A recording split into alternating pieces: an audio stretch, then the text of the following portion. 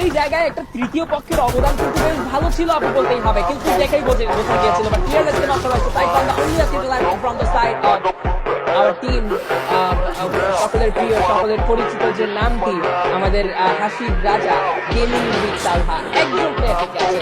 এবং অন্যদিকে Bangladesh top one এই ম্যাচটাতে কিন্তু বিগত ম্যাচের তুলনায় বেশ পজিটিভ পারফর্ম করছে। সেই জুন সার্কেলে একটা ভালো পজিশন আছে, যদি এবার রাত ভাইকে হারিয়ে ফেলেছে, বাট স্টিল অ্যালাইভ আছে আলী, ফ্যান্টম এবং সেই জায়গা থেকে তিনজন প্লেয়ার নিজেকে অনুমতি করতে পারে, সেটাই দেখার বিষয়। এস থেকে শর্ট দিতে থাকছে আজিম বেরুজা এবং টেনিসনকে নক হতে দেখবো কিনা। ইয়াস, টেনিসন নক হয়ে গেছেন। আজিম বেরুজা down at 36, plus 5 teams alive upper section থেকে। এবার আলিফের সাইড থেকেও কিন্তু কিছু স্নাইপার অ্যাটাক চলবে। বাংলাদেশ টপ ওয়ান এই টিমটাকে যদি আর্লি ফিনিশ করতে পারে, তবে পরের ফাইটগুলোতেও কিন্তু একটা ভালো পজিশন পাবে, যেখানে এখনো মিস্টার পিপল অ্যালাইভ এখনো ঠিক আছে। যারা গেমিংরা, তারা গেমিং ম্যান পাওয়ার রিকভার করায় কিন্তু অবস্থা দিয়েছিল, সাকসেস হয়েছে। পিপলের মাহিন এর মধ্যে নক হয়ে গেছে, মাহিনকে করা হবে নক আলিফের সাইড থেকে। এবার এই মাহিনকে হারানোটা অনেক বেশি চাপের হয়ে গেল মিস্টার পিপলারদের জন্য, কিন্তু স্নাইপার চার্জটা চলমান থাকবে। আলী চতুর্দিকে ঘুরে ফিরে তিনি চেষ্টা চালাচ্ছেন যে যেদিকেই একজন প্লেয়ারকে পাবেন সেদিকেই ড্যামেজ দিবেন। মধ্যে মধ্যে 100 একটা শট গেছে।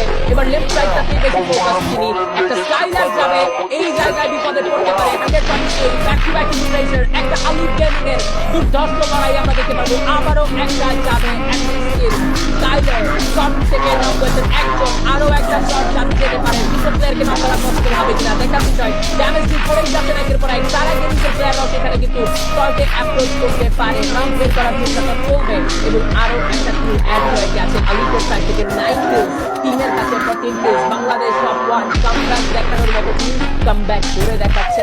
আলিফ সেখানে সবচেয়ে ভালো একদম দূর থেকে এসে বোলারের আরেকটি টিমমেটকে ডাউন, লাদেনের কাছে যদিও সেলফ রিভাইভ কিট ছিল, বাট বেশ কিন্তু সে ডাউন দিয়ে দিয়েছে আলিফ ওয়াইটি। এই ম্যাচে একদম নজরদার একটা পারফরমেন্স কিন্তু প্রোভাইড করছেন সে, এবং তার সাথে সাথে কিন্তু অ্যাসার ভিডিও প্রচুর ডিসেন্ট একটা গেম প্লে প্রোভাইড করেছে আমাদেরকে with lots of kill. Right now 4টি স্কোয়াড বেঁচে রয়েছে, যারা gaming, S2K, Bangladesh top one এবং Acer video. Let's see last মোমেন্টে বুয়া টাকাটা কন্ট্রোল করে সামনে ফাইট হচ্ছে। যারা গেমিং ভার্সেস S2K, দূর থেকে আলিফ গেমিং জাস্ট শট এবং shot, and that's it. Last মোমেন্টে রয়েছে আমরা এই মুহূর্তে।